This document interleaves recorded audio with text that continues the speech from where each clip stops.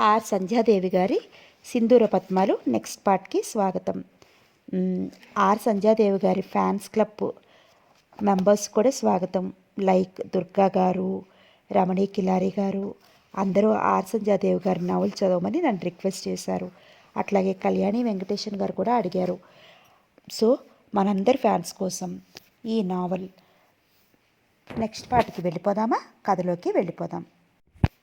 రామచంద్రరావు గారు, శ్యామలమ్మ, కేశవమ్మ ఏం ఆలోచించుకున్నారో ముగ్గురు ఒక నిర్ణయానికి వచ్చారు. వాళ్ళు ముగ్గురు ఒకరోజు జలంధర ఇంటికి ముందుగా కబురు చేసి ముగ్గురు కారులో వెళ్ళారు. ఆ సంగతి కృష్ణహితార్థకి తెలియదు. వాళ్ళు ఆ ఇంటికి వెళ్ళి వచ్చాక అతనితో చెబితే విని ఆశ్చర్యపోయారు. కేశవమ్మ, శ్యామలమ్మ వెళ్ళేటప్పుడు ముభావంగా ఉన్నా ఇంటికి వచ్చాక వాళ్ళ ముఖాల్లో కాంతి వచ్చింది. ఆ అమ్మాయి వారికి బాగా నచ్చినట్లు వాళ్ళ ముఖాలే చెప్తున్నాయి. కేశవమ్మకి కొడుకు మీద కోపం పూర్తిగా పోయింది. ఆ రోజు నుండి జలంధర ఆవిడ్ని శ్యామలమ్మని అత్తయ్య గారు, అత్తమ్మగారు అంటూ పిలుస్తూ ఎంతో అణకువగా వినయంగా ఉండటం ఆవిడికి నచ్చింది. డాక్టర్ చదువుతున్నట్టే లేదా అమ్మాయి అనుకుంది. ఆమె ఒక్కరితే కాకుండా ఇంటి అందరూ వాళ్ళ ముగ్గురికి ఎంతో మర్యాద చేయటం, వాళ్ళ పద్ధతులు అందరికీ నచ్చాయి. నా కొడుకు అనాలోచితంగా ఏ పని చెయ్యడు, వాడు ఏ పని చేసినా అన్నీ ఆలోచించే చేస్తాడు అని మనసులోనే గర్వంగా అనుకుందావిడ. కృష్ణహితార్థతో మాట కూడా చెప్పకుండా ఆవిడ చెల్లెలితో ఆలోచించి ఒక నిర్ణయానికి వచ్చాడు. మంచి రోజు చూసి జలంధరికి పసుపు కుంకుమ వస్తువు పెట్టి తమ కోడలు అనిపించుకోవడానికి నిశ్చయించారు. ఆ రోజు బంధువులందరినీ పిలిచి చాలా అట్టహాసంగా చేశారు. వినత ఆ ఉదయం నుంచి సాయంత్రం వరకు జలంధర్ ఇంట్లోనే ఉండిపోయింది. వాళ్ళ ఇంట్లో అందరూ ఆమెకు చాలా చనువు ఏర్పడింది అందరితో. ముఖ్యంగా జలంధర్ అన్నయ్య రవికాంత్తో పరిచయమైంది. అతను అంతకుముందు ఆ అమ్మాయితో ఎక్కువ మాట్లాడేవాడు కాదు. ఇప్పుడు వినతతో చనువుగా సరదాగా మాట్లాడుతున్నాడు. జలంధర్కి పసుపు కుంకుమ వస్తువు పెట్టి మా ఇంటి కోడలు అనిపించుకున్నారు. ఆమె కళ్ళల్లో కాంతి తళుక్కుమంది. అనుకోని అదృష్టం కృష్ణహితార్థకి తను భార్య కావటం. అందుకు వాళ్ళ పెద్దవాళ్ళు అందరూ అంగీకరించారు. జలంధర కళ్ళల్లో నీళ్లు తిరిగాయి. సంతోషం పట్టలేక కృష్ణహితార్థకి కూడా ఆనందంగా ఉంది. అతని చదువు పూర్తయ్యాక పెళ్లి చేయడానికి పెద్దలు నిశ్చయించారు. జలంధర పెళ్లి అయ్యాక చదువు పూర్తి చేస్తుంది అని అన్నారు. ఈ నిర్ణయం అందరికీ నచ్చింది. అందరూ ఒప్పుకున్నారు. అప్పటి నుండి వాళ్ళ ఇంటికి వీళ్ళ ఇంటికి రాకపోకలు ఎక్కువయ్యాయి. కేశవమ్మ, శ్యామలమ్మ ఇద్దరూ జలంధర ఇంటికి వెళ్తూ ఉంటారు తరచూ. ఆమె కూడా వస్తూ ఉండేది. కోడలంటే ఆవిడికి ఎంతో ప్రాణం. ఆవిడ అంటే ఆమెకు ఎంతో గౌరవం. రోజులు గడుస్తున్నాయి. కృష్ణహితార్థ చదువు పూర్తయింది. ఇక ముహూర్తం పెట్టేద్దామనుకున్నారు పెద్దవాళ్ళు. అంతలో ఊహించని విధంగా జరిగిపోయింది. పాత విషయాలన్నీ గుర్తు తెచ్చుకుంటున్న కృష్ణహితార్థ ఆపై ఇంకా ఆలోచించలేకపోయాడు. జలంధర, నువ్వు ఎంత కఠినాత్పురాలివి! నన్ను ఒంటరివాణి చేసేశావు. నీకసలు జాలి అనేది ఉందా? అతను బాధగా నుదుటిపై చెయ్యి అంచుకున్నాడు. జలంధరుడు మర్చిపోలేక ఇక తను జన్మలో పెళ్లి చేసుకోకూడదని నిశ్చయించుకున్నాడు. తను చాలా రోజులు మనిషి కాలేకపోయాడు. ఇండియాలో ఉండలేక ఫారిన్ వెళ్ళిపోయాడు. ఆ వెళ్ళిన వాడు తిరిగి లీనాదేవి కోసమే వచ్చినట్లు వచ్చాడు. వినత పుట్టినరోజున ఆమెను చూసి తను మరవలేకపోతున్నాడు. ఒక పక్క జలంధర్కి అన్యాయం చేస్తున్నానేమో అని బాధ. లీనాదేవి అందచందాలు అతని కళ్ళల్లో కదులుతూ పురుష సహజమైన కోరికలు మనసులో ఉద్భవించి అతని ఆలోచనలు ఒకచోట ఆగటం లేదు. ఆలోచిస్తూ అలా పడుకున్నాడు. కృష్ణహితార్థకి చెల్లెలు మాటలు గుర్తుకు వచ్చినప్పుడల్లా అతని అణువణువు చెప్పలేనంత సంతోషంతో ఉక్కిరిపిక్కిరవుతోంది. మనసు అతనికి తెలియకుండా లీనాదేవి వైపు పరుగులు పెడుతోంది. అతను 2 రోజులు బాగా ఆలోచించి ఒక నిశ్చయానికి వచ్చి నట్టుగా రామచంద్రరావు గారింటికి వెళ్ళాడు. ఆయన ఇంటి దగ్గర లేరు. శ్యామలమ్మ ఉంది. అతనితో కాసేపు మాట్లాడి కూతుర్ని పిలిచింది. వినత, అన్నయ్య వచ్చాడు అంటూ. వినత ఆ పిలుపు వింటూనే మేడ మీద నుండి గబగబా క్రిందకి వచ్చింది. శ్యామలమ్మ పని ఉండి లేచి లోపలికి వెళ్ళింది. వినత సినిమాల గురించి, పుస్తకాల గురించి ఫుల్ స్టాప్ లేకుండా చెప్పుకెళ్ళిపోతోంది. ఆమె మాటలు అతని బుర్రలోకి ఒకటి కూడా ప్రవేశించటం లేదు. అతని ఆలోచనలన్నీ బీనాదేవి మీదే ఉన్నాయి. ఆ విషయం చెల్లెలతో ఎలా చెప్పాలమా అని ఆలోచిస్తున్నారు. వినత కబుర్లు రికార్డుల మీదకి వెళ్ళాయి. నిన్న ఫ్రెండ్తో వెళ్ళి కొత్త రికార్డులు కొని తెచ్చాను. వేసి చూపిస్తారా అంటూ అన్నగారి చేయి పట్టుకుని మేడ మీదకి లాక్కు వెళ్ళింది. ఒక్కో రికార్డు వేసి వినిపిస్తోంది. ఆ పాటలు వింటుంటే అతనికి తలపోటుగా అనిపించినా తప్పనిసరిగా విన్నాడు ఆ పాటలన్నీ. ఆ రికార్డులన్నీ అయిపోయాక అతను తేలిగ్గా ఊపిరి పీల్చుకున్నాడు. మాటల మధ్యలో చెప్పింది, ఈ మధ్య లీనా వస్తానంది రాలేదు అని. అదే విషయం అని అతను చెల్లెలతో మెల్లగా అన్నాడు. వినతా, నువ్వు నాకు చిన్న సహాయం చేసి పెట్టాలి. ఏమిటో? అదే, నీ ఫ్రెండ్తో నేను ఒంటరిగా మాట్లాడే అవకాశం ఇవ్వాలి బతిమాలినట్టుగా అడిగాడు. ఎందుకు? ఎవరు నల్లగా పొట్టిగా ఉంటుంది? ఆ వరలక్ష్మ అంది అమాయకం నటిస్తూ. అన్నగారు ఏ అమ్మాయి గురించి అడిగింది గ్రహించేసినా పైకేవి తెలియనట్టు ప్రశ్నించింది. అతను వెంటనే చెవులు మూసుకున్నాడు. ఆ అమ్మాయి కాదు, నుదురు చిట్లించాడు. మరి ఏ అమ్మాయి అంది ఆశ్చర్యంగా. డాక్టర్ లీనాదేవి మెల్లగా చెప్పాడు. ఓ, అలాగ చెప్పు. ఇంకెవరో అనుకుంటున్నాను. లీనానా అడిగింది. అవునన్నట్టు తలూపాడు. అయితే కొంచెం ఖర్చు అవుతుంది అంటూ చెయ్యి అతని వైపు చాచింది, ఏదో సినిమాలోలాగా. మొదట అతనికి ఏం అర్థం కాలేదు. తెల్లబోయినట్టయి వెంటనే అర్థం చేసుకున్నట్లు గట్టిగా నవ్వేసి కోటు జేబులో నుంచి ₹1 తీసి చెల్లెలి చేతిలో పెట్టాడు. అంత కష్టపడితే ₹1 ఇస్తావా? తన చేతిని వెనక్కి లాక్కుంటూ దెబ్బలాడినట్టే అడిగింది. మరి ఎంత కావాలి చెప్పు నవ్వుతూ అడిగాడు. ఒక నెక్లెస్సు అంది కళ్ళు తిప్పుతూ. ఓస్, అంతేనా? పద, తీసుకెళ్ళి కొనిపెట్టేస్తాను. నాకు మరీ అంత ఆశ లేదు. పనిచేసి పెట్టాక అప్పుడు కొనివ్వు అంది మూతు పుడుచుకుంటూ. కృష్ణహితార్థ నవ్వుకున్నాడు. అన్నగారికి చెప్పింది, రేపు నేను ఫోన్ చేస్తాను, నువ్వు హాస్పిటల్లో ఉంటావు కదా అని. అతను అలాగే అని చెప్పాడు. కృష్ణహితార్థకి మనసు తేలికైనట్టయింది. చెల్లెలు ఆమెను తప్పకుండా తీసుకువస్తుంది అన్న నమ్మకం కలిగింది. లీనాదేవిని తను మామూలుగా అడుగుతాడు. ఇష్టమైతే సరే అంటుంది, లేదా అంతే. అది అంతా తన అదృష్టం మీద ఆధారపడి ఉంది. కాసేపు ఉండి అతని ఇంటికి వెళ్ళిపోయాడు. వినత బాగా ఆలోచించి ఒక నిర్ణయానికి వచ్చింది. ఒక్కసారే వాళ్ళిద్దరినీ ఒంటరిగా వదిలిస్తే స్నేహితురాలికి అనుమానం వస్తుంది. ముందు ఒకసారి అందరూ ఏ సినిమా హాల్లోనో కలిసినట్టు చేసి ఆ తర్వాత వాళ్ళిద్దరూ మాట్లాడుకునే అవకాశం కలగజేయాలని అనుకుంది. ఆ రోజు వినత లీనాదేవి నర్సింగ్ హోమ్కి వెళ్ళింది. ఏమిటి ఇలా వచ్చావు అంటూ నవ్వింది ఆమె. ఏముంది, రాత్రి నాకు ఒక కల వచ్చింది. ఏమిటో? ఓరగా చూసింది. కలలో ఓ దేవత కనిపించి, ఈరోజు సాయంత్రం నీ స్నేహితురాలు లీనాదేవితో కలిసి సినిమాకి వెళ్ళు అని చెప్పింది. సినిమాకి వెళితే మనకేంటో లాభం అడిగింది. ఆమె వస్తున్న నవ్వును దాచుకుంటూ, మనకు కాదు నీకే ఆ లాభం అంట. నీ స్నేహితురాలికి ఆ సినిమా హాలులో ఓ అందమైన రాజకుమారుడు కనిపిస్తాడు, అతనితోటే ఆమె వివాహం జరుగుతుంది అని చెప్పింది ఆ దేవత. వినత మాటలకి లీనా ఫక్కును నవ్వేసింది. అలా నవ్వితే సరికాదు. ఈరోజు నాతో సినిమాకు రావాలి. రాకపోతే ఆ దేవతకు కోపం వస్తుంది. బెదిరించి భయపెట్టినట్టుగా అంది. ఆ దేవత కంటే ముందు నీకే కోపం వచ్చేటట్టుగా ఉంది అంది నవ్వుతూ లీనా. పోనీ అలాగే అనుకో. నువ్వు సాయంత్రం సినిమాకి వస్తావా రావా అడిగింది ఖచ్చితంగా. నాకు సినిమాకి వెళ్ళడానికి తీరిక కూడానా? నేను రాలేను, నువ్వేం అనుకోకు నచ్చ చెప్తున్నట్టుగా అంది. వినత ఒప్పుకోలేదు. సినిమాకి వస్తే గానీ వీలు లేదని పట్టు కూర్చుంది. ఆమెకి ఎంత నచ్చ చెప్పినా వినలేదు. లీనాదేవి క్షణం ఆలోచించి ఇక తప్పని సరి సినిమాకు వెళ్ళటానికి ఒప్పుకుంది. ఫస్ట్ షోకి రావటానికి వీలవదు, సెకండ్ షోకి వెళ్దాం అంది. వినత సరేనని ఒప్పుకుంది. హాస్పిటల్లో ఓ పావుగంట కూర్చుని ఇంటికి వచ్చేసింది. ఆ విషయం అన్నగారికి హాస్పిటల్కి ఫోన్ చేసి చెప్పింది. అతను సరే అని చెప్పాడు. వినత రాత్రి 9:30 గంటలకి కారులో లీనా ఇంటికి వచ్చింది. ఆమె ఆ టైంకి ముస్తాబయ్యి సిద్ధంగా ఉంది, స్నేహితురాలి రాక కోసం ఎదురుచూస్తూ. వినత రాగానే ఆమె కారులో వెళ్ళింది. ఏ హాలుకు పోనివ్వమంటారు? డ్రైవర్ ప్రశ్నించాడు. లీలామహల్కి అంటూ చెప్పింది వినత. ఇద్దరూ టికెట్లు తీసుకుని బాక్స్లోకి వెళ్ళి కూర్చున్నారు. న్యూస్ రీలు మొదలైంది. హిందీ సినిమా కొత్తది కావటం వలన జనం బాగానే ఉన్నారు. లీనాదేవి శ్రద్ధగా న్యూస్ రీల్ చూస్తోంది. వినత దృష్టి అటు లేదు. మాటమాటికి గుమ్మం వైపు చూస్తోంది. అదే సమయంలో కృష్ణహితార్థ వచ్చాడు. అన్నయ్య ఇటు అంటూ పిలిచింది.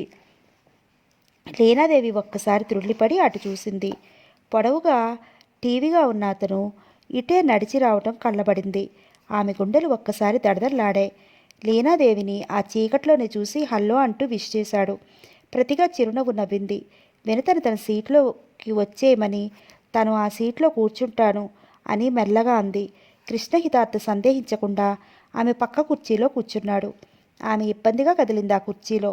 లీనాకి వినత మీద చాలా కోపం వచ్చింది. అతను కూడా సినిమాకి వస్తున్నట్లు ఒక్క మాట చెప్పలేదు తను అని. అందుకే అలా అంది. సినిమా హాలులో ఓ రాజకుమారుడు కనిపిస్తాడు, అతనితోనే వివాహం జరుగుతుంది అని. ఆ మాటలు తలుచుకుంటుంటేనే ఆమెకు సిగ్గు ముంచుకు రాసాగింది. సినిమా మొదలైనా అందులో ఈ యాక్టర్లు ఎవరో, కథ ఏమిటో, అది ఈస్ట్మన్ కలరో లేక బ్లాక్ అండ్ వైటో ఆమెకు తెలియలేదు. సినిమా ఇంటర్వెల్లో లీనా మౌనంగా కూర్చుంది. డాక్టర్గా ఆమె ఎందరితోనో మాట్లాడింది. సిగ్గు అనే పదానికి అర్థం మరిచిపోయింది. మనిషిలో నిండుదనం, టీవీ ఆమె అందానికి మరింత వన్నె తెచ్చాయి. అటువంటిది అతనితో మాట్లాడాలి అన్నా, పక్కన కూర్చున్నా మనసులో ఉండక మనసులో ఉండకపోవటమే కాకుండా సిగ్గు అనే పదానికి మొట్టమొదటిసారిగా అర్థం తెలుస్తున్నట్టుగా ఉంది. ఏమిటో అతనిలో ఆ ఆకర్షణ. తన మనసును ఎవరు కదిలించలేకపోయారే, అటువంటిది ఇతడు తన మనసును కదిలిస్తున్నాడు. ఈ ఆకర్షణ అలా ఎంత దూరం వెళ్తుంది? ఆమె గుండెలు ఎందుకో ఒక్కసారి గుబగుబలాడాయి. సినిమా ఎప్పుడైపోయిందో ఆమెకు తెలియలేదు. కృష్ణహితార్థ తన కారులో ఇంటికి వెళ్ళిపోయాడు. వినత లీలాదేవిని ఇంటి దగ్గర దింపేసి కారులో ఇంటికి వెళ్ళిపోయింది. వినత ఒకరోజు లీనాదేవి ఇంటికి వచ్చింది. ఆ వేళ లీనా తీరిగ్గానే ఉంది. వినత ఆమెను పట్టుపట్టి తనతో కృష్ణహితార్థ ఇంటికి బయలుదేరదీసింది. ఆమె ఎంత చెప్పినా వినలేదు. తప్పనిసరి లీనా ముస్తాబయ్యి ఆమెతో బయలుదేరి వాళ్ళ ఇంటికి వెళ్ళింది. కారు దిగి లోపలికి అడుగు పెడుతూనే పెద్దమ్మా పెద్దమ్మా అంటూ గట్టిగా పిలిచింది. ఎవరూ పలకపోవడంతో అన్నయ్య అన్నయ్య అంటూ పిలిచింది. కేశవమ్మ వినత పిలుపు వింటూనే గదిలో నుంచి యువతలకి వచ్చింది. మీ అన్నయ్య ఎప్పుడైనా ఈ టైంకి ఇంటి దగ్గర ఉన్నాడా అంటూ నవ్వింది ఆవిడ. సరే, అన్నయ్య ఎప్పుడు ఇంటి దగ్గర ఉంటాడు ఎప్పుడు అని ఆవిడ కుక్ స్నేహితురాన్ని చూపిస్తూ పెద్దమ్మ మన ఇంటికి ఎవరొచ్చారో చూసావా అంది. నవ్వుతూ ఆవిడ ఆమె వైపు చూసింది, ఎవరా అన్నట్లు. బీనాదేవి నవ్వుతూ ఆవిడికి నమస్కరించింది. ఈ అమ్మాయి నీ పుట్టినరోజు నాడు వచ్చింది, డాక్టర్ అని చెప్పావు కదూ అంది ఆవిడ గుర్తు తెచ్చుకుంటూ. ఆ అమ్మాయే లీనాదేవి అంటూ నవ్వుతూ చెప్పింది. రామ్మ కూర్చో అంటూ ఆవిడ ఆమె చెయ్యి పట్టి ఆప్యాయంగా అక్కడున్న సోఫాలో కూర్చోబెట్టి ఆ పక్కనే తను కూర్చుంది. ఆమెను ఏవో ప్రశ్నలు వేస్తుంటే ఆమె జవాబు చెప్తోంది. పెద్దమ్మా నువ్వు ఒక్కరితివే ఉండాలి కదా అడిగింది వినత. నేను ఒక్కరితినే ఉండక నాకు తోడెవరుంటారు? నీకు కోడలు వస్తే ఇద్దరు ఒకరికొకరు తోడుగా ఉంటారు. త్వరగా అన్నయ్యకి పెళ్లి చేసేయి. కొడుకు పెళ్లి చేసుకోవటం, కోడలు చూడటం నాకు అంత అదృష్టం కూడాను అంది ఆవిడ బరువుగా నిట్టూరుస్తూ. పెద్దమ్మ ఇక అన్నయ్య పెళ్లి గురించి నువ్వు బాధపడనవసరం లేదు. అన్నయ్య మనసు ఈ మధ్య మారిపోయింది. త్వరలో పెళ్లి కూడా చేసేసుకుంటాడు. ఆవిడ క్షణంసేపు అలా ఉండిపోయింది. ఆమె మాటలు వింటూ నిజమా అబద్ధమా అన్నట్లు. ఆవిడ అపనమ్మకంగా అలా తన వైపు చూడటంతో వినత అంది. ఏమిటి పెద్దమ్మ అలా చూస్తుండిపోయావు? నా మాటలు అబద్ధమనా? కాకపోతే ఏమిటి? వాడు ఈ జన్మలో మారతాడా? ఎందుకు మారడు? ఇప్పటికే చాలా మారిపోయాడు. పెళ్లి చేసుకుంటానని నీకు కొద్ది రోజుల్లో తెలియజేస్తాడు. నా మాట నమ్ము పెద్దమ్మా అంది నమ్మకంగా చెప్తూ. ఆమె మాటలు వింటూనే లీనాదేవి గుండెలు టకటకా కొట్టుకుంటున్నాయి. వినతకు అసలే ఏ మాట ఎవరి దగ్గర అనాలో తెలియదు. ఆవిడ దగ్గర తన గురించి ఏమంటుందో అన్న భయంతో మనసులోనే కంగారు పడింది. నీ మాటలే నిజమైతే నువ్వు ఏరి కోరితే అది కొనిస్తాను అంది ఆవిడ సంబరంగా. అమ్మాయిని మేడ మీదకి తీసుకెళ్ళు అంది ఆవిడ. వినత ఆమెను చేయి పట్టి మేడ మీదకి లాక్కెళ్ళింది. లీనా ఆ ఇల్లంతా ఆశ్చర్యంగా చూసింది. ఎక్కడి సామాన్లు అక్కడ పొందిగ్గా అమర్చి ఉన్నాయి. వాళ్ళది పెద్ద బంగళా, ఎంతో అందంగా ఉంది. రెప్పవేయటం మర్చినట్లు అలా చూసింది. ఎక్కడ చూసినా ఆ ఇంట్లో ఐశ్వర్యం తాండవిస్తోంది. మేడ మీద కృష్ణహితార్థ గదిలోకి వెళ్ళి కూర్చున్నారు ఇద్దరు. ఆ గదిలో మంచం, బీరువా, డ్రెస్సింగ్ టేబుల్ అన్నీ సన్ గ్లాస్ చేసినవే. క్రింది కార్పెట్ వేసుంది. ఆ గది ఇంకా నీట్గా అందంగా ఉంది. అక్కడ ఉన్న ప్రతి వస్తువులో అతని రూపమే కనిపించసాగింది. తల తిప్పి టేబుల్ వైపు చూసింది. అంతే, క్షణంసేపు అలా చూస్తూ ఉండిపోయింది. ఆ టేబుల్ మీద ఫ్రేమ్ బిగించిన ఒక ఫోటో నిలబెట్టి ఉంది. ఆ ఫోటోలో అమ్మాయి ఎంతో అందంగా చక్కగా ఉంది. తనని చూసి స్నేహపూర్వకంగా నవ్వుతున్నట్లుగా ఉంది. ఎవరి అమ్మాయి? లీనా మనసులో ప్రశ్న ఉదయించింది. ఆ మాటే పైకి అడిగింది వినత. ఆమె ఎవరు? కృష్ణహితార్థ గదిలో ఆ ఫోటో ఉంది అంటే ఆ ఫోటో అతని ప్రాణంతో సమానమని తెలుస్తూనే ఉంది. ఆమె జలంధర. అన్నయ్యకి ప్రాణ స్నేహితురాలు. ఆ మాట వింటూనే లీనాదేవి ముఖం తెల్లగా పాలిపోయింది. అతనికి ఆ ఫోటోలో ఆమె ప్రాణ స్నేహితురాలా? అతనికి అంత ఇష్టమా? ఆమె ఇప్పుడు ఏ ఊర్లో ఉంది? లీనాదేవి మనసులో ఆలోచనల సుడిగుండాలు మాదిరి పరిభ్రమిస్తున్నాయి. అయితే వినత ఇందాక ఆవిడతో చెప్పటం ఈ జలంధర్ గురించా? ఇంకా నా గురించి అనుకుంటున్నాను. ఆమెకు వచ్చినప్పుడున్న సంతోషం ఇప్పుడు మచ్చుకి లేదు. మనసు ఎలాగో ఉంది. కృష్ణహితార్థ తనకు పరాయివాడు అనుకుంటుంటే దుఃఖం ముంచుకొస్తోంది. తన ఆలోచనలకి తనే సిగ్గుపడింది. తనకి పెళ్లి చేసుకునే ఉద్దేశం ఉంటే ఆ జలంధర్ మీద ఈర్ష్యపడినా అర్థం ఉంది. తనకు ఆ ఉద్దేశం లేనప్పుడు అతను ఎవరిని పెళ్లి చేసుకుంటే తనకేమిటి? తన గురించి ఎవరి పెళ్లి మానుకుంటారు? ఈ అమ్మాయి అన్నయ్యతో చదివింది. లీనా ఆమె మాటలు వినిపించుకోలేదు. అలా ఎటో చూస్తూ కూర్చుంది. జలంధర్ గురించి ఆ రోజు ఆమెకు అంతా చెప్పేయాలని నిశ్చయించుకుంది. లీనా అదోలాగా పరధ్యానంగా ఉండటం చూసి ఆమెకి ఏం చెప్పాలనిపించలేదు. లీనా ఆమె భుజంపై చెయ్యి వేసి పిలిచింది. ఉలిక్కి పడ్డట్టుగా స్నేహితురాల వైపు చూసింది. ఏమిటి ఆలోచనలో పడిపోయావు? కొంపతీసి మా అన్నయ్య గురించి కానీ ఆలోచించడం లేదు కదా అంటూ ఫక్కును నవ్వింది.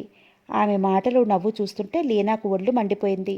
వినత చిరాగ్గా సహించలేనట్టుగా ముఖం పెట్టింది. వినత ఆమె వైపు చిత్రంగా చూసింది. లీనా ఎప్పుడూ అలా చిరాకు పడగా ఆమెకు తెలియదు. వినత నీకు పుణ్యం ఉండేను. అలా ఎప్పుడు మాట్లాడకు. ఎవరైనా వింటే బాగుండదు అంది ముఖం అదోలా పెడుతూ. వినత మౌనం వహించింది. ఆమె ఉన్నట్టుండి ఎందుకలా మారిపోయిందో వినతకి అర్థం కాలేదు. అంతలో నౌకర్ ట్రేతో కాఫీ టిఫిన్ తీసుకొచ్చాడు. అంతటితో ఆ విషయం మరిచి వేరే మాటల్లో పడ్డారు ఇద్దరు కాఫీ టిఫిన్ తీసుకుంటూ. ఆ రోజు రాత్రి కొడుకు ఇంటికి వచ్చాక అన్నం వడ్డిస్తుంది కేశవమ్మ. అతడు మౌనంగా తల వంచుకుని భోజనం చేస్తున్నాడు. బాబు, నీకు ఈరోజు వినత ఫోన్ చేసిందా? లేదే అన్నాడు తల ఎత్తి తల్లి వైపు చూస్తూ. ఈరోజు సాయంత్రం 6 గంటలకి స్నేహితురాల్ని తీసుకుని మన ఇంటికి వచ్చింది. ఆ రోజు వినత పుట్టినరోజు నాడు పాట పాడింది ఆ అమ్మాయి. వింటున్న అతని ముఖంలో క్రమంగా మార్పు వచ్చింది. మొదట అతిమామూలు విషయం ఏదో వింటున్నట్లు, ఆ తర్వాత ఆశ్చర్యం, ఆ తర్వాత సంతోషం. ముఖంలో సంతోషం, కళ్ళల్లో కాంతి తళుక్కుమంది. లీనాదేవి తమ ఇంటికి వచ్చింది నిజమా అన్నట్లు తల్లి వైపు చూశాడు. అతని కళ్ళల్లో ఆనందం దాచుకోవాలన్నా దాగటం లేదు. కేశవమ్మ పెద్ద చదువు చదువుకోకపోయినా ఎదుటి వాళ్ళ మనసులో విషయాన్ని చూచాయిగా గ్రహించగలదు. కొడుకు వైపు క్షణం పరిశీలనగా చూసి మెల్లగా అంది. నిజంగానే వచ్చారు. వచ్చి చాలాసేపు కూర్చున్నారు. మేడ మీద నీ గదిలో కూర్చున్నారు. కృష్ణహితార్థ మరింకేమీ మాట్లాడలేదు. మౌనంగా భోజనం ముగించి షింక్ దగ్గరికి వెళ్ళి చేయి కడుక్కుని అక్కడున్న టవల్తో చేయి తుడుచుకుని డైనింగ్ హాల్లో నుంచి నిష్క్రమించాడు. తన గదిలోకి వెళ్ళి పుస్తకం పట్టుకుని సోఫాలో కూర్చున్నాడు. అతని ఆలోచనలు లీనా వైపు పరుగు తీశాయి. ఆమెతో మాట్లాడే అవకాశం కలగచేయమని చెల్లెలికి చెప్పాడు. వినత సరే అంది. లీనాదేవికి అనుమానం రాకుండా ముందు సినిమాకి వెళదాం, ఆ తర్వాత మీ ఇద్దరికీ మాట్లాడే అవకాశం కలగజేస్తాను అంది. తను అలాగే అన్నాడు. వినత తమ ఇద్దరికీ మాట్లాడుకునే అవకాశం ఇవ్వడానికి ప్రయత్నిస్తోంది. ఆ అవకాశం అనుకోకుండా కలిగినట్టు ఉండాలే కానీ కావాలని మాట్లాడుకున్నట్లు ఉండకూడదు. వినత తనకు అలా చెప్పటంలో నిజమే, నీ ఇష్ట ప్రకారమే చెయ్యి అన్నాడు. ఆమె ఇన్ని రోజులు పెళ్ళెందుకు చేసుకోలేదు? ఆమెకు అసలు పెళ్లి చేసుకునే ఉద్దేశం లేదా? డాక్టర్గా మానవ సేవ చేస్తుందా? లేక జీవితంలో తనలాగే ఎవరినైనా ప్రేమించి అది సఫలీకృతం కాక విరక్తితో కాలం గడుపుతోందా? ఆ ప్రశ్నలకి జవాబు ఏమిటి తనకెలా తెలుస్తుంది? అడిగితే మాత్రం ఆమె చెప్తుందని నమ్మకం ఏమిటి? ఒకళ్ళ సొంత విషయాల్లో జోక్యం కలగజేసుకోవటం అది సభ్యత కాదు. ఆమె మనసులో విషయాన్ని తనెలా తెలుసుకోవటం? తీరా తను అడిగిన దాకా ఉండి నాకు ఆ ఉద్దేశం లేదు అంటే సిగ్గుపడి తల వంచుకోవలసిందే. విదేశాలలో అన్ని సంవత్సరాలు ఉండిపోయాడు తను. అక్కడ అమ్మాయిలు చాలామందితో పరిచయం ఉంది కూడా. అయినా తన మనసు ఏనాడూ మారలేదు. మనసులో ప్రతిక్షణం ప్రతిరోజు జలంధర్కే గుర్తుకు వచ్చేది. ఆమె చల్లని చెయ్యి తన నుదుటి మీద వేసి చిరునవ్వు నవ్వునట్టే అనిపించేది. అంత ప్రేమించి ప్రాణం పెట్టిన జలంధర తనను విడిచి ఎలా వెళ్ళిపోయింది? జలంధర్ రూపం మనసులో నిలిచిపోయింది. ఆనాటి మాటల జ్ఞాపకాలతో జీవితం అలా నడపసాగాడు. అంత మొండిగా తయారైన మనసు ఈనాడు లీనాదేవి వైపు పరుగులు పెడుతోంది అంటే అది తన తప్ప లేక తన మనసుదా? ఆలోచిస్తున్న అతని చేతిలో ఉన్న పుస్తకంలో అక్షరాలు అలికేసినట్టు కనిపించసాగాయి. జలంధర్కి లీనాదేవికి ఇద్దరికీ కాస్త దగ్గర పోలికలున్నాయి. జలంధరని జలంధరది వంకిన జుట్టు కాదు.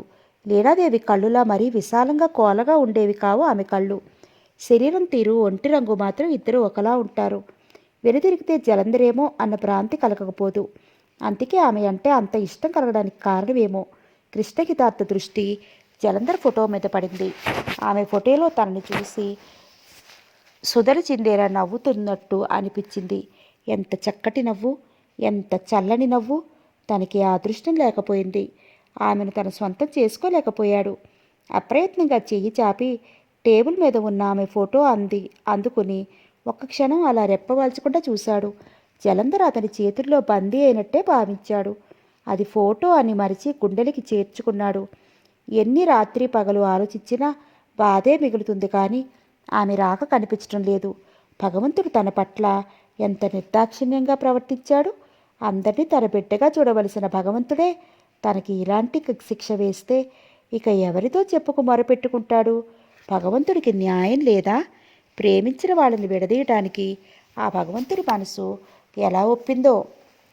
మానవ జీవితాలతో ఆడుకునే ఆ పరమేశ్వరుడికి కాస్తంత కూడా కనికరం లేదా? కృష్ణహితార్థకి కళ్ళనీళ్లు గిరును తిరిగాయి. భగవంతుడు తనని చల్లగా చూస్తే జలంధర్కి తనకి పెళ్ళి అయ్యి చాలా రోజులు అయి ఉండేది. తనకి 5-6 సంవత్సరాల పిల్లలు 2 ఉండేవారు కూడా. ఆమె ఫోటోని పెదవులు కాంచుకుని కళ్ళు మూసుకుని గాఢంగా నిట్టూర్చాడు.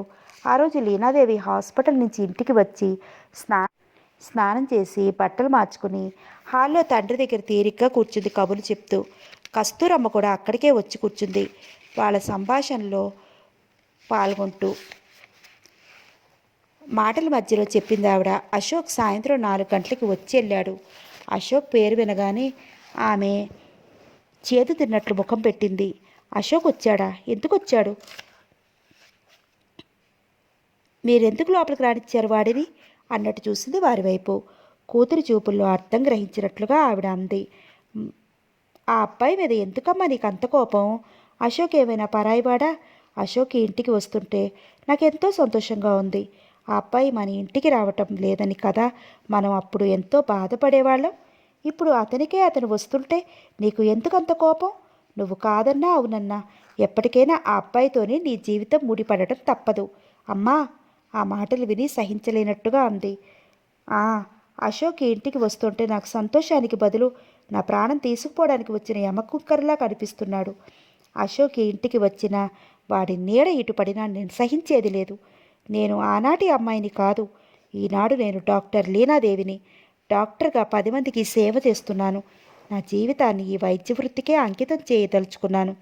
ఇక నా జీవితంలో పెళ్లి సంసారానికి తావు లేదు అంది. ఆ మాటలు ఒక్కొక్కటి ఆవేశంగా నొక్కి నొక్కి మరీ చెప్పింది. ధర్మారావు గారికి ఏం మాట్లాడలేదు. మౌనంగా ఉండిపోయారు. కస్తూరమ్మే మళ్ళీ కల్పించుకుంటూ అంది. నువ్వు అలా అంటే ఎలా? ఎప్పుడో జరిగిన సంగతులు మర్చిపోవాలి కానీ మనసులో పెట్టుకుని బాధపడకూడదు. అశోక్లో చాలా మార్పు వచ్చింది. ఇప్పుడు నువ్వంటే ప్రాణం పెడుతున్నాడు అంటూ అదో రకంగా నవ్వింది. ప్రాణం పెట్టి ప్రేమిస్తున్నది నన్ను కాదు, నా సంపాదనని. కూతురి మాటలు వింటూనే ఆవిడ క్షణం తెల్లబోయినట్లయింది. నువ్వు పొరపడుతున్నావని నా ఉద్దేశం అంది ఆవిడ మెల్లగా. పొరపాటు పడటం నాకు జీవితంలో ఉండదని నా నమ్మకం దృఢంగా పలికింది ఆమె కంఠస్వరం. 2 రోజుల్లో తల్లిదండ్రులను తీసుకుని మన ఇంటికి వస్తానని చెప్పి వెళ్ళాడు అన్నారు ధర్మారావు గారు మెల్లగా. వినకూడని విషయం ఏదో విన్నట్టు చివ్వున తల తిప్పి తండ్రి వైపు చూసింది. ఆమె కళ్ళల్లో కంగారు, జుగుప్స కొట్టవచ్చినట్లు కనిపించసాగాయి. వాళ్ళు ఎందుకు రావటం? కాస్త కోపంగా అడిగింది. మనల్నందరినీ దగ్గర పెట్టి సంగతి ఏంటో తేలుస్తారట అన్నాడు ఆయన. ఆయన ఎటూ చెప్పలేకపోతున్నాడు. అటు అశోక్ పరాయివాడు కాదు. అతను ఈ సంగతి నలుగురి పెద్దల ఎదుటగా చెప్తే అందరూ తనని చీ అంటారు. అమ్మాయి అలా అంటే చేతకాని వాడిలా ఊరుకుంటావటయ్యా? కూతురికి నచ్చ చెప్పుకోవడం తెలియని నువ్వు ఒక తండ్రివేరేంటయ్యా అని అంతా తన్నన్రు. పోనీ కూతురికి నచ్చ చెప్తావంటే కూతురు పడిన బాధలు ఆమె కంటే ఎవరూ పడలేదు. అంతగా బాధపడింది. కన్నతండ్రిగా తనకు తెలుసు. ఆమె ఎంత కుమిలి ఏడ్చిందో తను మర్చిపోగలడా? అశోక్ని క్షమించమని కూతురికి ఇక తను చెప్పలేడు. ఏది ఏమైనా ఎలా జరిగినా తనకిక లెక్కలేదు. కూతురి మాటే తన మాట. కూతురు సుఖ సంతోషాల కోసం ఆమె ఎలా చేయమంటే అలా చేయటమే తన వంతు. ఆయన మనసులోనే ఒక నిశ్చయానికి వచ్చారు. తండ్రి భయపడినట్లుగా ఆమె భయపడలేదు. ఏడిశారు. ఏమిటి తేల్చేది? మీరు కాదు, వాళ్ళకి సమాధానం నేను చెప్తాను. రానివ్వండి, చెప్పు తీసుకుని మరీ అడుగుతాను. నా కొమ్మంలోనికి వచ్చి నన్ను అడిగే ధైర్యం కూడా వాళ్ళకి ఉందా? కోపంగా అంది. ఆయన మాట్లాడలేదు. కూతురి మాటలు నిజమే అన్నట్లు మౌనంగా ఉండిపోయాడు. కస్తూరమ్మ మాత్రం కూతురి మాటలు తమకు అంత నచ్చనట్లు ముఖం పెట్టింది. ఇంతలో లీనాదేవికి ఫోన్ వచ్చింది. హాస్పిటల్ నుండి నర్సు ఫోన్ చేసింది. డెలివరీ కేసు ఒకటి వచ్చింది, పెయిన్స్ వస్తున్నాయి, ఆమెకు మీరు త్వరగా రండి అంటూ ఇప్పుడే బయలుదేరి వస్తున్నాను నేను నర్సుకి చెప్పి వెంటనే కారులో హాస్పిటల్కి బయలుదేరి వెళ్ళిపోయింది. కూతురు వెళ్ళాక ఆవిడ భర్త వైపు చూస్తూ అంది, ఏమిటండి ఈ అమ్మాయి ధోరణి? అమ్మాయి మాటలు వింటుంటే మతిపోతోంది. అమ్మాయి మాటలు వింటుంటే మనకి ఇప్పుడు మతిపోతున్నట్టు ఉంది, కానీ మన అమ్మాయికి మతి ఎప్పుడో పోయింది. అశోక్ మాటలు వాళ్ళ తల్లిదండ్రుల మాటలతో అమ్మాయికి పూర్తిగా పిచ్చెత్తిపోయింది. ఆ మాట మాత్రం నిజం. ఇప్పుడు దాని మనసు మార్చుకోమని, ఆ మాటలన్నీ మర్చిపోమని చెప్పలేం కదా. మనకి ఏమి తెలియని సంగతి చెప్పు అన్నాడు ఆయన తాపీగా. నిజమే, నేను ఒప్పుకుంటున్నానండి, కానీ అమ్మాయి జీవితం అంటూ ఆగిపోయింది. ఏం చేస్తాం చెప్పు? అశోక్ అంటే అమ్మాయి అసలు ఇష్టపడటం లేదు. ఇష్టపడని తనని మనసు మార్చుకోమని ఎలా చెప్పటం చెప్పు? ఆవిడ ఆ మాటలు వింటూ గాఢంగా నిట్టూర్చింది. కూతురు చాలా మొండిగా తయారైంది. చెప్పినా వినదని తేలిపోయింది.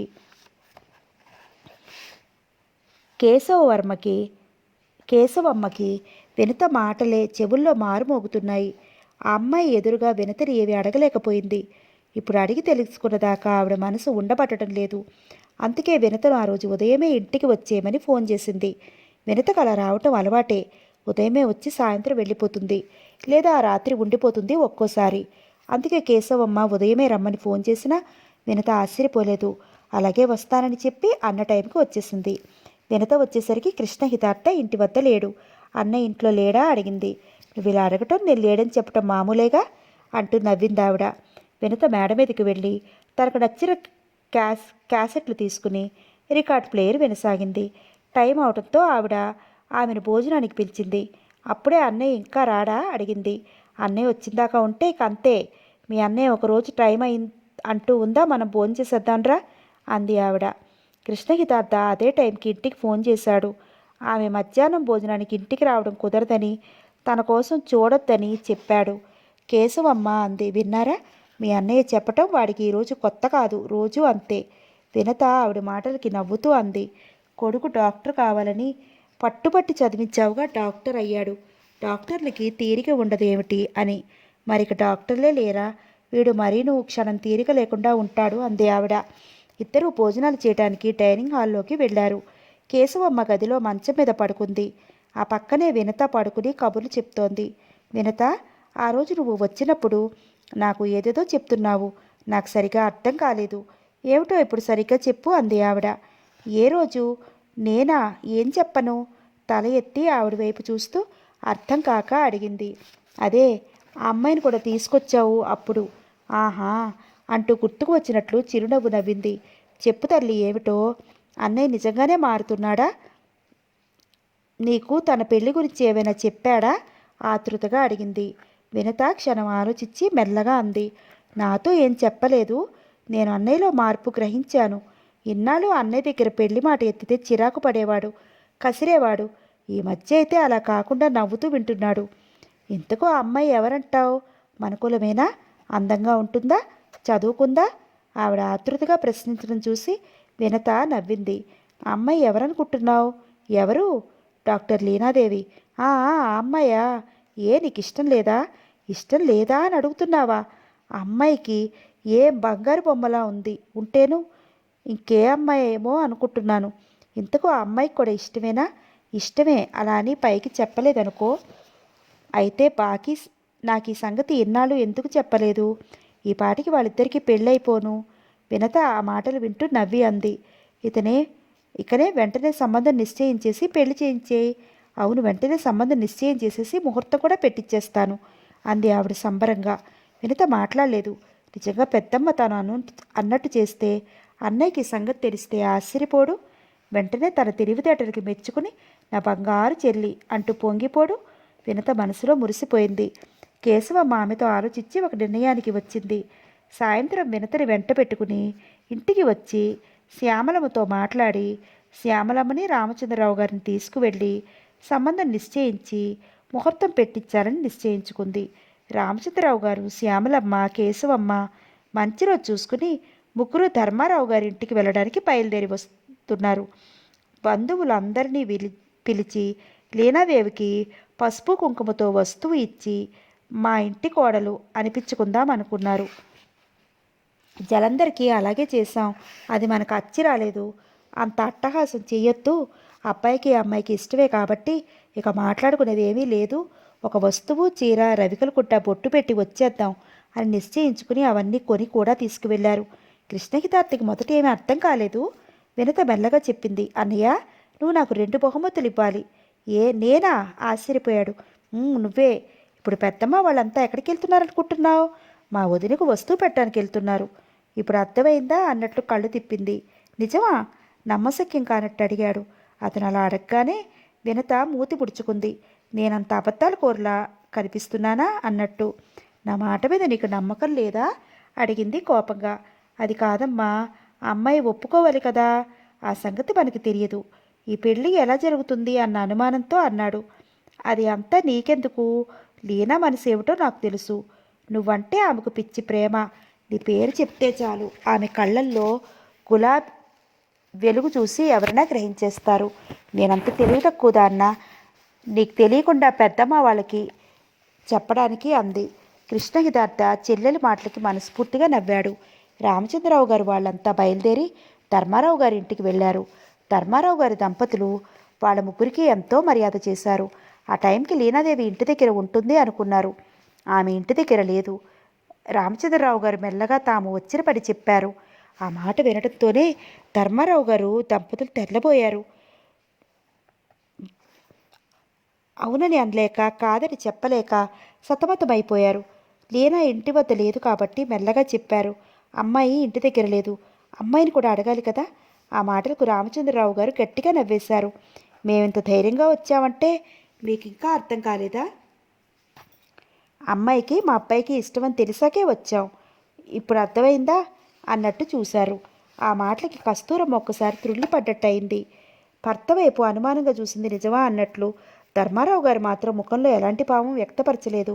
అమ్మాయిని రానివ్వండి అన్నారు చిరునవ్వుతో. కస్తూరమ్మ వాళ్ళకి కాఫీ టిఫిన్లు పంపే నెపంతో లేచి లోపలికి వెళ్ళింది. కాఫీ టిఫిన్లు వాళ్ళకి నౌకరు చేత పంపించి భర్తను ఒకసారి లోపలికి రమ్మని కబురు చేసింది. ధర్మారావు గారు ఏమిటి అంటూ లోపలికి వచ్చారు. కస్తూరమ్మ నుదురు మెల్లగా కొట్టుకుంది. గొంతుకు తగ్గించి మెల్లగా అంది, ఏమిటండి ఇదంతా? అమ్మాయికి పెళ్ళేమిటి? అయోమయంగా భర్త వైపు చూసింది. ష్, నువ్వు ఇప్పుడేం మాట్లాడకు అన్నారు మెల్లగా. ఏమిటి మీరు మరీను? అమ్మాయికి అతనితో పెళ్ళేమిటి అంది అనుమానంగా. అనే నేను మనసులో అనుకుంటున్నాను. ఇప్పుడు మనం ఆలోచించుకోవడానికి సమయం కాదు. అవతల వాళ్ళు కూర్చున్నారు. వాళ్ళంటే ఎవరు? రామచంద్రరావు గారంటే మంచి పేరున్న ఈ ఊళ్ళో పేరు ఉంది ఆయనకి ఈ ఊళ్ళో. అలాగే డాక్టర్ కృష్ణ హితార్థ ఫారెన్ రిటర్న్ డాక్టర్గా మంచి పేరుంది. వాళ్ళకే వాళ్ళు కోరి మన ఇంటికి వచ్చి అడిగారు అంటే వాళ్ళని మనం చులకన చేయలేం కదా. అందుకే ఆ అమ్మాయి వచ్చాక విషయం ఏమిటో అడిగి అప్పుడు మనం తీరిగ్గా మాట్లాడుకుందాం నచ్చ చెప్తున్నట్టుగా మెల్లగా అన్నాడు. ఆవిడ మనసులో ఏమనుకుందో ఏమో మౌనం వహించింది. రా, వాళ్ళ దగ్గరకు వచ్చి కూర్చుని మామూలుగా మాట్లాడు అంటూ అక్కడి నుంచి వెళ్ళిపోయాడు ఆయన. కస్తూరమ్మ కూడా అక్కడికి వెళ్ళి కూర్చుంది. చీర, వస్తువు, పసుపు, కుంకుమ, మిఠాయి టేబుల్పై ఉంచింది శ్యామలమ్మ. అమ్మాయి వచ్చేసరికి టైం అవుతుందో, ఇక మేము వెళ్తాం అని వెళ్ళడానికి బయలుదేరారు. వాళ్ళు కూర్చున్నంతసేపు పెళ్లి మాటలే మాట్లాడారు. ఒక వారం రోజుల్లో పెళ్లి ముహూర్తం పెట్టిస్తామని చెప్పి వాళ్ళు వెళ్ళిపోయారు. ధర్మారావు గారు భార్య గట్టిగా చెప్పారు, ఒకవేళ అమ్మాయికి ఇష్టమైతే నువ్వేం మాట్లాడకు, అమ్మాయి మనసు బాధపడుతుంది సుమా అని హెచ్చరించారు. ఫోన్ రింగ్ అవడంతో లీనాదేవి రిసీవర్ ఎత్తి హలో అంది. లీనా అవతలి కంఠం హుషారుగా పలికింది. వినత అంది ఆ కంఠం గుర్తుపట్టి సంతోషంగా. నేనే. నీకేం మర్యాద తెలీదా అంది నిష్ఠూరంగా. మొదట ఆమెకు అర్థం కాలేదు. వినత ఎందుకు అలా అంటోంది అని క్షణం ఆలోచించి ఆమెకేదో అలక వచ్చిందని గ్రహించి మెల్లగా తనలో తను నవ్వుకుంటూ అంది. వినతాదేవి గారు, నేనేమైనా తప్పుగా మాట్లాడితే క్షమించ ప్రార్థన. మాటల్లో తప్పు కాదు, మర్యాదల్లో తప్పు పట్టాం మిమ్మల్ని. ఏమిటో సెలవివ్వండి. నన్ను ఈ రోజు నుండి ఏవండి వినతగారు అంటూ మన్నించాలి. ఎందుకో తెలుసా? హుషారుగా పలికింది ఆమె కంఠస్వరం. తెలీదు అంది నవ్వుతూ. చెప్పినా మీకు ఇప్పుడు అర్థం కాదు. ఇంటికి వెళ్ళాక మీకు అర్థమవుతుంది. ఏమిటో చెప్పకూడదా? సస్పెన్స్ నేను భరించలేను. ఇంత వేగం నేను ఈరోజు ఇంటికి వెళ్ళను. అర్జెంట్ కేసు ఒకటి ఉంది. ఏమైనా సరే నేను ఇప్పుడు చెప్పను. ఇంటికి వెళ్ళగానే నీకే తెలిసిపోతుంది.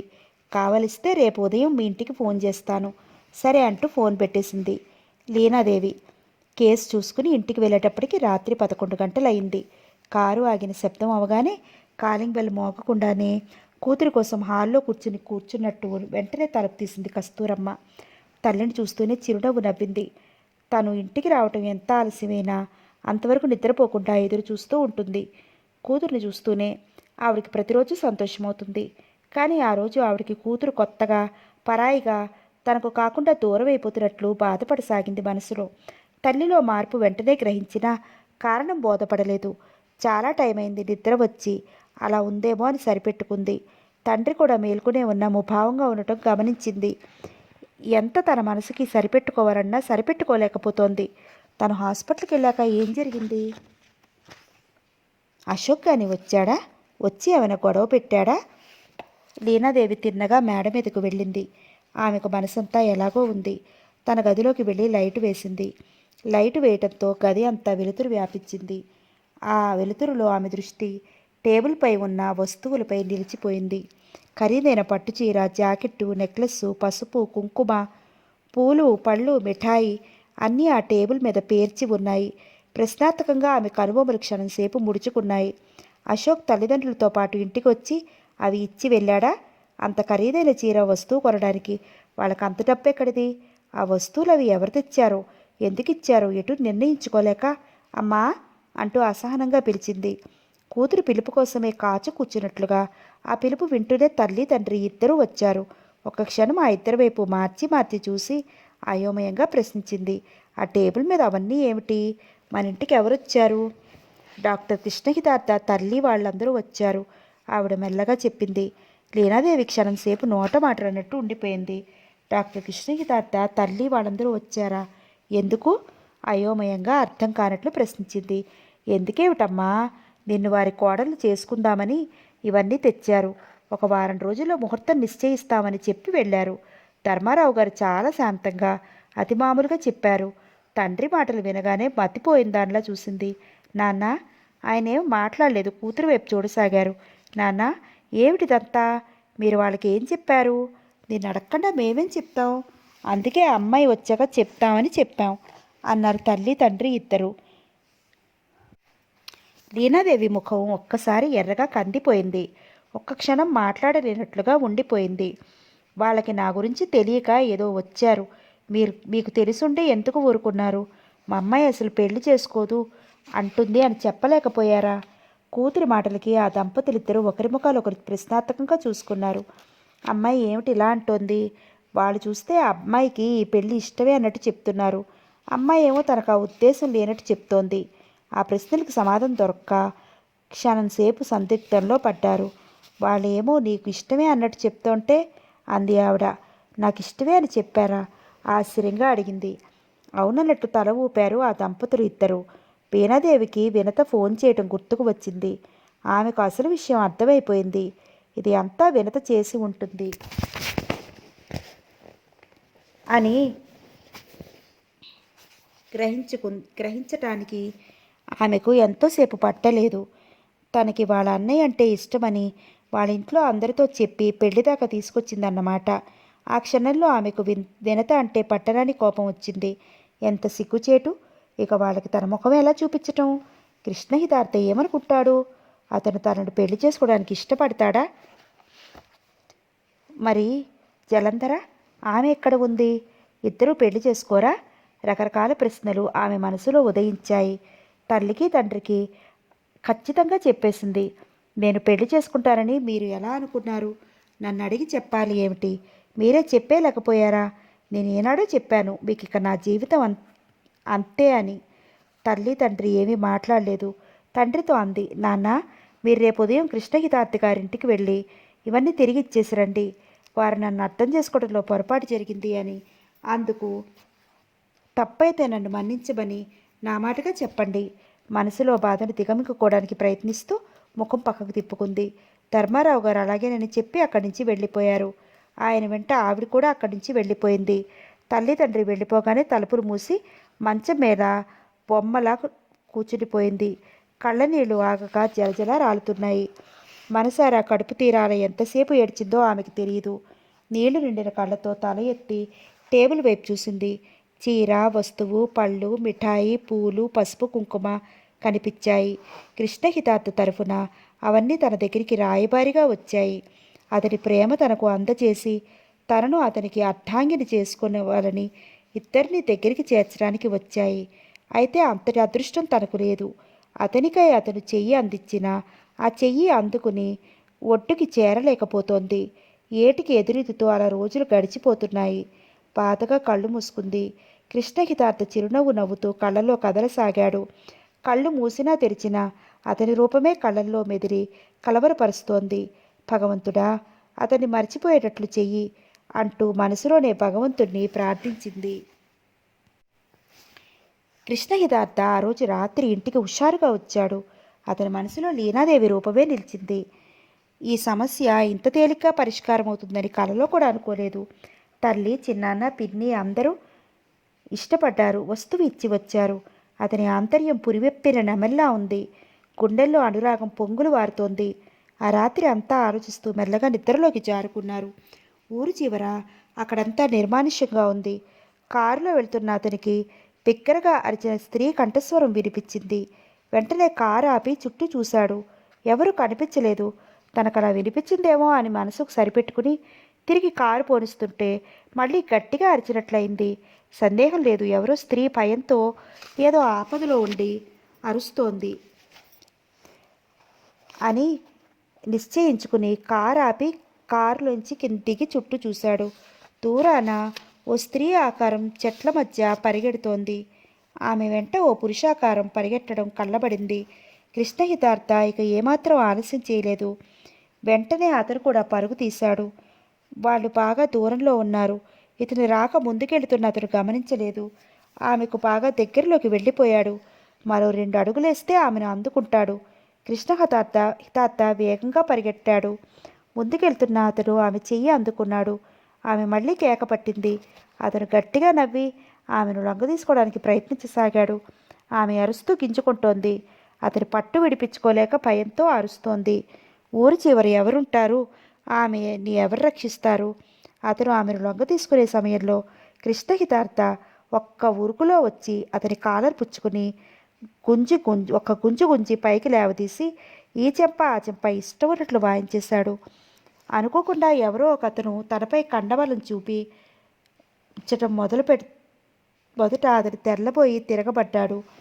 కృష్ణహితార్థ అతడి మీద బలవంతుడు కావటం వలన అతడి చేతిలో కీలుబొమ్మ అయిపోయాడు. కృష్ణహితార్థకి మరి ఎదురు తిరగలేక వెనుతిరిగి చూడకుండా ఒకటే పరుగు లంఘించుకున్నాడు. లీనాదేవి భయంతో గజగజలాడుతూ ఒక మూలగా నిలబడిపోయింది. కృష్ణహితార్థను ఆ సమయంలో చూసేసరికి పోయిన ప్రాణం తిరిగి వచ్చినట్లయింది. అతను ఆ సమయంలో దేవుడిలా వచ్చి రక్షించాడు. అతను అక్కడికి రాకపోతే ఆమెకు వెన్నులో ఏదో జరజరా పాకినట్టయి భయంతో బిగుసుకుపోయింది. లీనా అతని అనురాగంతో చేతులు చాపాడు. ఆమె కళ్ళనీళ్లతో అలా రెప్పవాల్చకుండా చూస్తున్నదల్లా ఆ తరువాత చేతులు చాపగానే ఇక అతడు చేతులు చాపగానే ఇక ఆగలేనట్టు వెళ్ళి ఆ చేతుల్లో వాలిపోయింది. ఆమెను అపురూపంగా పదిలంగా గుండెలకు హత్తుకున్నాడు. లీనా ఆమెను దగ్గరగా లాక్కుంటూ అంది వస్తున్న దుఃఖాన్ని ఆపుకుంటూ. అతని గుండెల్లో గువ్వలా ఒదిగిపోతూ ప్రేమతో అతని జుట్టు వేళ్లతో సవరిస్తూ, నేనుండగా నీకు ఏం భయం లేదు. అసలు నువ్వు ఇక్కడికి ఎందుకు వచ్చావు? వీడి చేతిలో ఎలా చిక్కుకున్నావు అని ఆమె జుట్టుని వేళ్లతో సవరిస్తూ అడిగాడు. ఆమె మాట్లాడలేదు. చూస్తుండగానే మబ్బులు దట్టంగా ముసరసాగాయి. చిన్న చిరుకులు ప్రారంభమై కుండపోతుగా వర్షం కురగసాగింది. ఇద్దరు కారు వద్దకు పరిగెట్టి కారులో కూర్చుని కారు గ్లాస్ డోర్స్ మూసేసుకున్నారు. కారు స్టార్ట్ చేయబోతుంటే అతన్ని ఆమె వద్దని కళ్ళతోనే వారించింది. అతను ప్రశ్నార్థకంగా చూసి చిరునవ్వు నవ్వాడు. ఆమెకింటికి అప్పుడే వెళ్ళటం ఇష్టం లేనట్టు అతని భుజం మీద తల వాల్చింది. అతని చేతులు ఆమె చుట్టూ పడి దగ్గరికి లాక్కున్నాయి. కృష్ణ అంది మైమరుపుగా. అతను మాట్లాడలేదు. గుండెల్లో కోరికలు తల ఎత్తుతున్నాయి. మిమ్మల్ని విడిచి నేను క్షణం ఉండలేను. నేను అంతే. అతని పెదవులు ఆమె నుదురికి తాకాయి. ఆమె చేతులు అతని మెడ చుట్టూ వేసింది. అతను క్షణంసేపు ఆమె మెడ వంపులో తల దాచుకున్నాడు. లేనా కొద్దిగా అటు ఇటు తల తిప్పి క్షణం తనకి తాను మైమరిచిపోయింది.